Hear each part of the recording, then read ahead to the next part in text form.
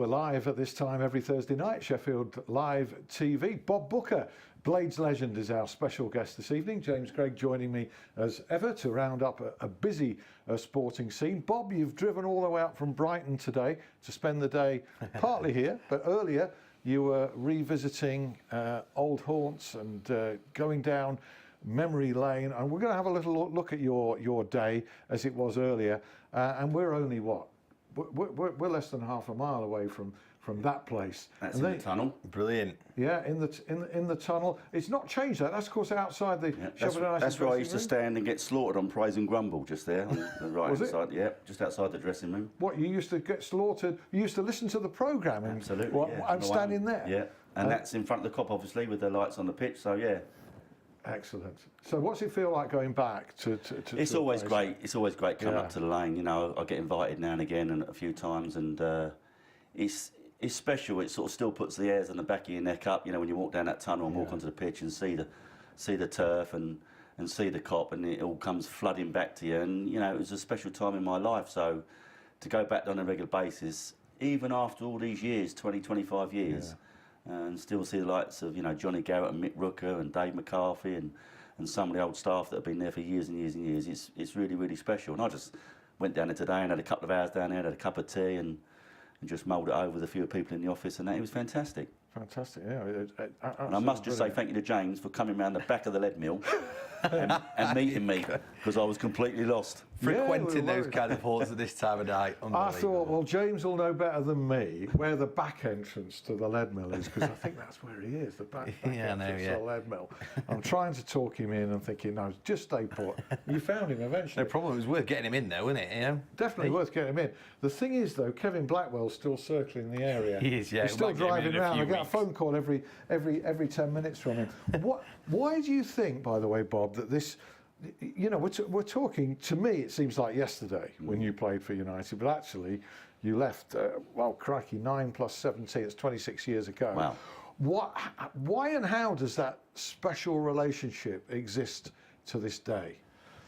That's a really good question. I mean, just walking in with James, you know, and he said, oh, you know, my mum told me about you, you know. Yeah. Not like that, but... his grandma told him. Yeah, and I find that quite bizarre, because when I've been up here and done sort of functions and everything, and I'm signing autographs, and I look up and there's someone of James' age in front of me, and I stop and I think, you weren't born when I played.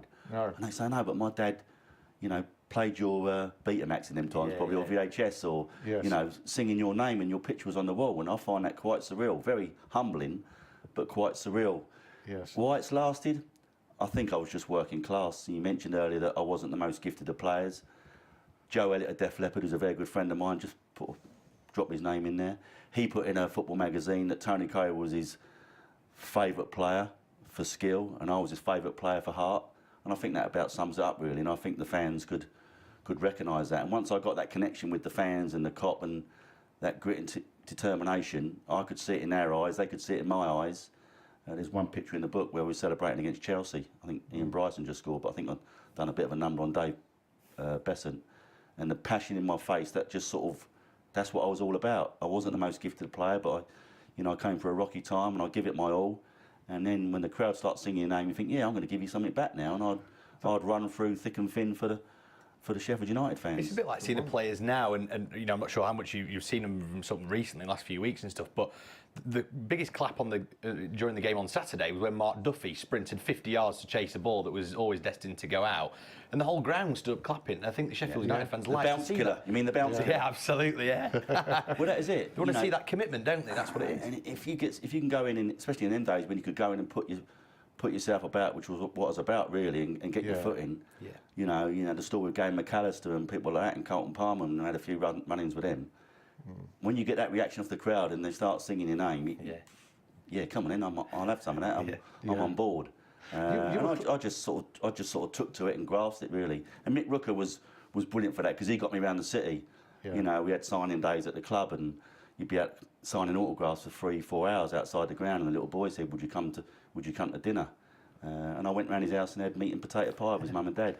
And I met him the other week, Richard, at the Platinum Suite. So, you know, he's like 25, got his own kids now, all in Blade shirts, and that's the continuation, and that's what I was part of, and I'm very proud of it. you were closer to ordinary people, if I can express it. But no such thing as ordinary people, but you were closer to the fans and others who are less privileged, working outside the football industry in other ways as well, financially. Because in this book you very closely detail, not for boasting reasons, but just to keep us in the picture on what you were earning at various stages of your career. And I remember when I used to watch your team in the top flight, when you just got in the top flight, I was working as a freelance journalist, albeit for some national organisations, but I was thinking those players will be earning more than me, and quite rightly so. But I wasn't. I find out from your book that at the time I was earning more than you at that time. And I find that absolutely astonishing. I think a lot of people do, and this is why this book's a little bit different. Yeah. It's not about, like, you know, the modern day footballer who's, you know, he's given loads of money, not given, but he earns loads of money and all the trimmings that go with it. In there is what it was like to be a footballer, and we keep going back to in our day, but it was our day. You were on 500 a week.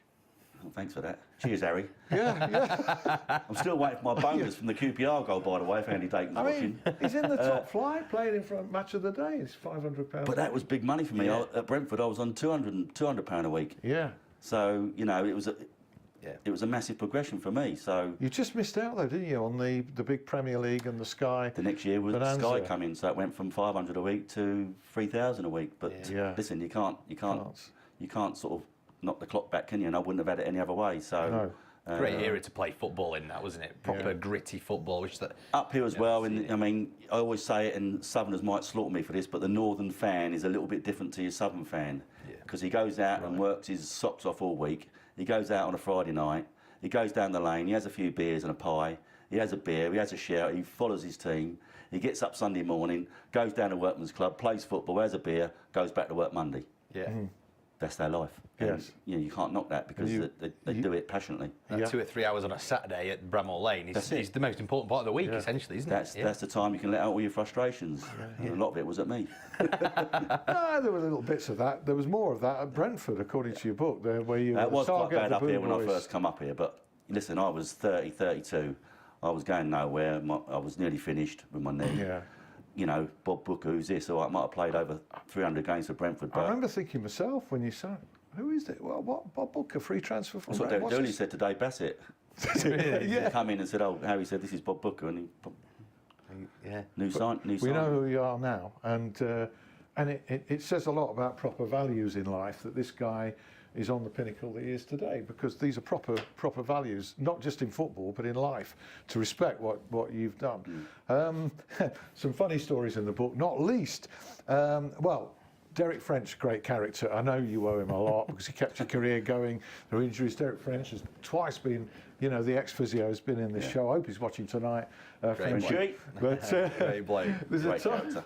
there's a time in the middle of the night where he and Frenchie end up hugging, stark naked, hugging each other. In a bedroom, right? Yeah. In Sheffield. Now, there's more to this story than meets the eye, as it were. Tell us about this, because this is an old house that you're living in Sheffield, right? Well, I was in the Moat House Hotel, and Harry put me up there, and I thought, cool, this ain't bad, you know, I'm getting looked after here. But it was quite boring after a couple of weeks. So, you know, Frenchie was looking after my knee, and he said, well, why don't you come up to the house where I am? You know, Jeff Taylor's up there. All he does is burp and fart, but we get over that. He's always out watching games. His room had the toilet system in, so every time he pulled the chain, you could hear it in our room. There was Frenchie, there was Jock Bryson and his wife, and that was it really. And then we had, you know, Frenchie said, "Why don't you come and share a room with me?" So I thought, well, it's got to be better than being in a hotel on my own. So I went off and stayed at Upperthorpe, and it was one of them sort of real misty sort of early evenings, a bit like it was tonight. This was after the ghost thing, where I woke up and I'm telling you, there was someone in the room. There was this old lady in the corner of the room, and me and Frenchie saw it at the same time. And we both jumped out of our skins and we were screaming and hugging each other until she went away. And we sat on the edge of the bed. We just couldn't get back to sleep. So that was a nightmare. And had you been drinking that night? No, we haven't. We've been all right. But No spirits? no spirits. Like that one, Alan. Yeah. But then they obviously, Jeff went off to work. Jock went to training. I think Frenchie was always in early, and I was coming in. I might have had a day off that day or whatever, but I was down in the kitchen, and I remember I was at the sink doing a bit of washing up, and all the window was steamed up and everything, and I was just washing up, thinking, that ghost last night. Yeah. So that really done me. And as I looked up, there was this bloke looking through the glass window at me, and I jumped back like that, and he went, "Now then, lad, I've come to read meter." And I thought, thank God for that. I thought it was the next thing, like, you know, I thought something like out of Psycho up there. Yeah. But it was all great fun up there. I thought, yeah, Right, well, that's happy days. Yeah, that's a very cracking spooky, story. chilling tale, is that? Right, plenty more. I tell you what, just briefly before James does his roundup, there's a couple of things that you really must mention. I know you must mention these things. Can I just tell a quick Of course story? you can, Because I was down the lane today, and Yeah. if he's out there watching, he might be watching tonight. But Chris Edge, Giggsy his name is. It was when Sheffield United got relegated at Chelsea, unfortunately. Yeah, that was amazing I was sad circumstance. A that freak. day. I was sad Yeah. that day. And I had a dinner party that night, me and my wife and another couple. And I could hear all this singing down the bottom of the driveway, and I was sort of slightly risen up at the time. And I could hear all this, Bob Bugard. I said, Bob Bugard. I thought, who the hell's that? So I looked down the driveway, and there's about 5 or 6 of these blades. And Giggsy, you was one of them. Right? And you still owe me a dinner, because I invited them in. They tucked into some of the food that we was eating. They drank all my beer. They went in the garage and took all my memorabilia and my football boots. So Giggsy, you still owe me a meal if you're out there, mate, and I want it to be paying. So that was quite a nice one. But that's the sort of thing I did. You know, they'd be out there singing my name. Just invite them in, come and have a beer. Not everybody would have invited them in. Yeah, it's good stuff. You've got some book signings coming up, yeah? Yeah, I've been doing a couple, obviously, like, you know, with... This is the book. This is the book. Brilliantly co-written by Greville Waterman. Here we are, Greville Waterman. I know what it's like to be a co-author on a footballer's book, and the amount of work is involved. So Grev's done a great job for you there. Well, yes. I mean, you know, first and foremost, for me to get the phone call about writing a book about myself, I was a bit in awe and a little bit quite pleasantly surprised, because it's not the sort of thing that I thought was going to happen to me. And Greville approached me, and he sort of tossed it over to me and said, "Listen, Anne, we think it'll make quite a good story. You've come from non-league, you've made pro, you know, you've been at Brentford, you've been to Sheffield United, you've been captain to the First Division, Right. You've come back down, you've been to Brighton as a coach." So he thought it might quite make a nice sort of read, really. So And it does. we said, yeah. So we got together, and it was hard work. You know, it took over a year, and you know, talking 4 or 5 hours, complete rubbish as far as I was concerned, into a dictaphone. And Greville done all the hard work, and you know, I knew him as a Brentford fan, but we've really become good friends now, and he's done a fantastic job, and that's the real hard thing, sort of editing that and putting it all together. Bottle of red wine a night, mate, it's that hard. Yeah. Bottle of red wine a night to do that. And just before James comes in, book signings, 1 or 2 events. Yeah, we've got some coming up in Sheffield now. I'm up here on the 3rd of November. Yeah. I'm in Fargate in WH Smith's in the afternoon. Right. I think it's 2 till 3. And then I'm over at Meadowhall at WH Smith's for another signing session. And then I'm back to the Platinum Suite in the evening to do a Q&A with Carl Bradshaw. So I'm looking forward to that. Brilliant. Hey, Great. right. Down at the Platinum Suite. So we'll have books on sale there as well, and we can have a chat and meet the fans. Excellent. And then I'm going to start and do a signing session in the club shop from 12 till 1:30. And then I'm going to go and sit on the cop and watch the game. You are? That's I'm fantastic. going to go and sit on the cop. And then I'm back up again on the 9th of December against Bristol City for another signing session. So, yeah, so loads going on. So looking Sit forward on to the that. cop. Never done that before. Different angle, perspective, people around you that will know you. Well, I'm bringing up a mate of mine. I think you'll be safe. I'm bringing up a mate of mine who's a real football fan, so I'm going to take him on there to show him what a real derby game would be like. Yeah. I've got a favour to ask. While James does this, can you sign this for me? Yeah, please? of course I can. Put Brilliant. another 10p on it on eBay, wouldn't it? Yeah. Top It man. reduces value when you sign it usually. Well, that's big. He Okay, had go some on. value to that book and some serious value as well. What about David Brooks? Because Sheffield United have added some value to their squad and certainly to David Brooks' contract. New 4-year deal, great stuff. Everything seems to be going right for the Blades at the moment, doesn't it? Others expected to follow as well, so I'm reliably informed in the coming weeks. And they've got Reading at the Lane on Saturday. The Owls' questions continue, though, for Carlos, don't they?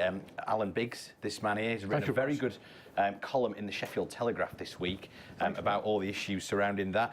Paul lost to Bolton, wasn't it, last weekend? Bolton hadn't done anything other than lose since the 15th of August until they beat Wednesday. They play against Derby this weekend, who are coming off the back of their Derby win against Forest last weekend.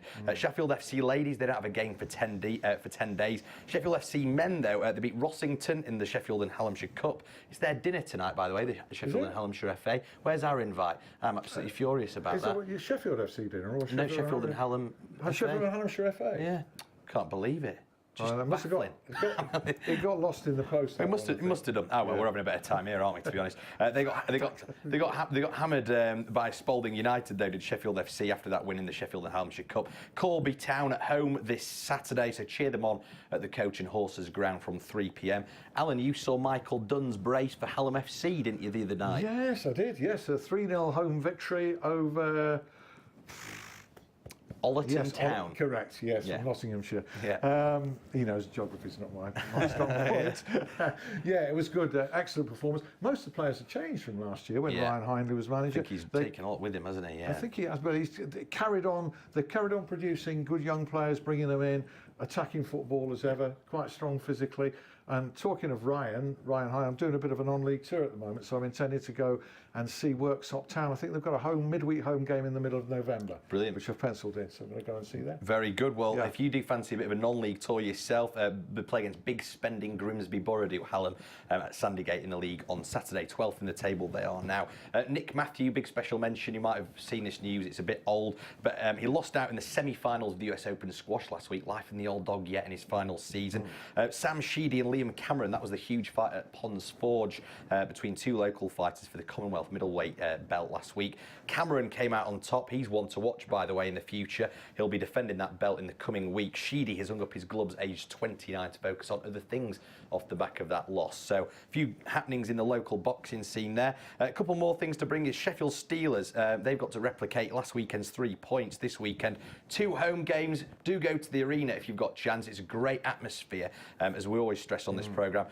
Cardiff in the conference and Belfast in the conference as well. The second place in that table, but they have dropped points to Cardiff, Belfast and Nottingham in league play. So a bit of catch up to do for the Steelers. And also I've got to mention, local to here, English Open snooker. Now, we talk a lot about the Crucible, and the tickets sell out so fast, and it's expensive, and it's very difficult to get your head around the sessions. English Open, it's the same players on show competing for the English Open. £10 a session. I can't stress what great value that is if you're a snooker fan. Ronnie O'Sullivan's in action this week. He's had his controversy with his trainers. There's Neil Robertson, Ding Junhui still there, Mark Selby still in there, the reigning world champion in Barnsley Metrodome. £10 a session. Got to be worth it, hasn't it?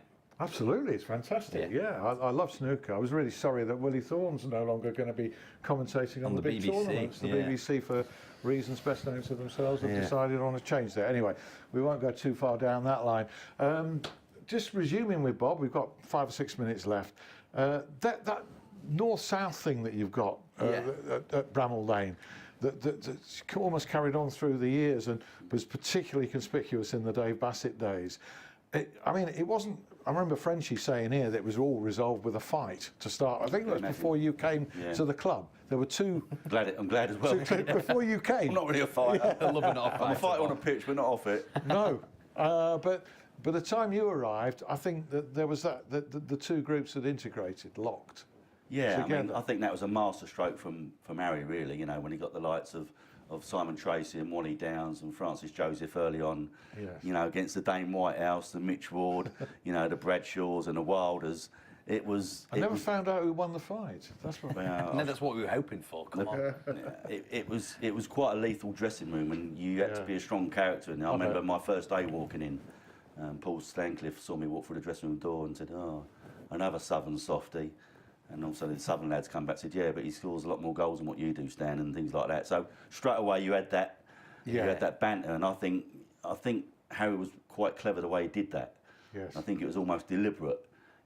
Players that he'd worked with at Wimbledon and the Crazy Gang, and to bring that up, and like you say, probably quite difficult because the Northern lads, like you say, we spoke about players coming into a dressing room.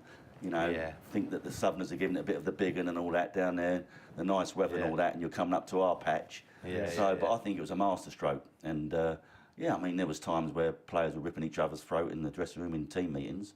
That's what you wanted them days, Sometimes you come into our dressing room and players would have each other by the throat, and Harry and Jeff wouldn't have to do a team talk because you sorted it out yourself. Right. I probably don't think that happens too much these days. No, I think they're more passive, and wait for the manager probably. Absolutely, coach. but we had a really fiery dressing room, The sparks used to fly, but it was afterwards, it's gone. Everybody got on. Yeah, and the manager will come and have a beer with you, and you get on and do your stuff, and that's what it's all about. You worked hard and you played hard.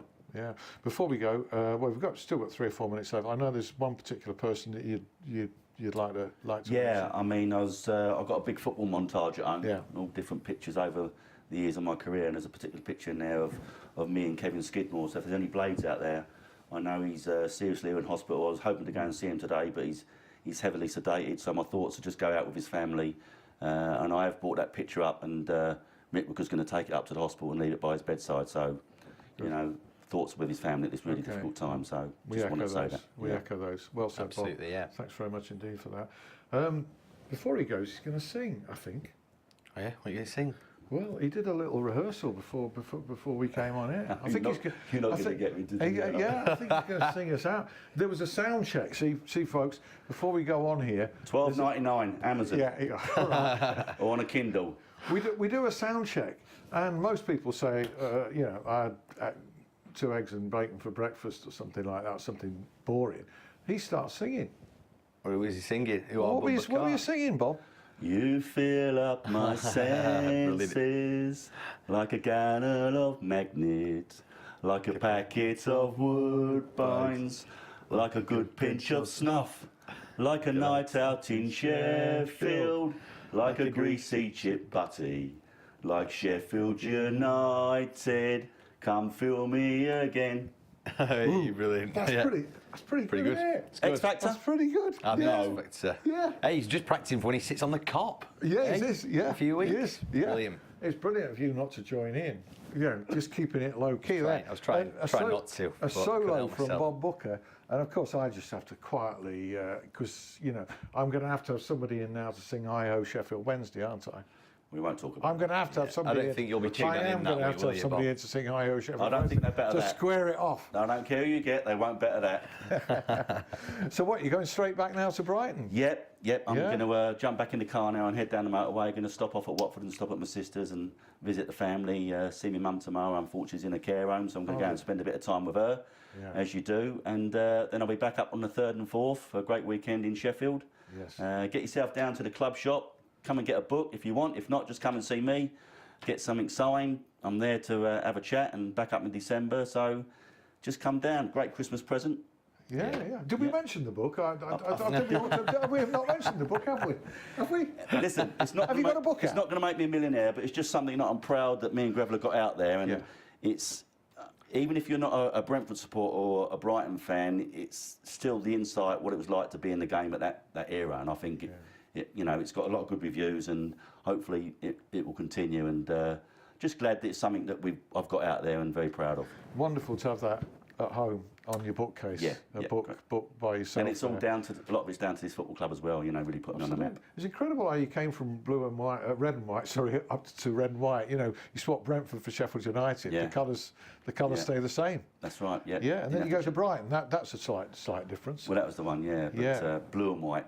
But makes me Bob used to be an upholsterer, so early on in the show he was looking at the upholstery here and saying it was the right colour. Yeah. As far as he was concerned. Actually, I tend to agree. When Sheffield Live started, actually, they were blue. Really? There was a blue sofa. I wouldn't have sat here if they were blue. So I've to got to be change it, honest. I think we ought to alternate it from week to week, from blue to red to blue, etc. Like, yeah, Just quickly, we was talking earlier, and you got. I think, can I say that name that you got the Owls legend in? Yeah. John Sheridan. Is that the right one? Yeah. It might be John Sheridan. Bob, thanks so much. We're off. YouTube later. See you next week. Bye.